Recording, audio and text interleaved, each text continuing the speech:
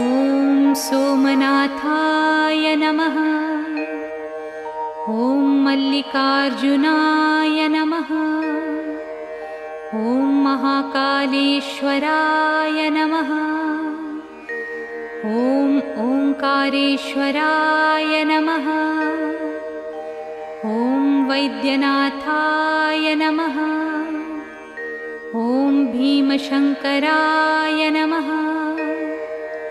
ॐ रामेश्वराय नमः। ॐ नागेश्वराय नमः। ॐ विश्वेश्वराय नमः। ॐ त्र्यंबकेश्वराय नमः। ॐ केदारेश्वराय नमः।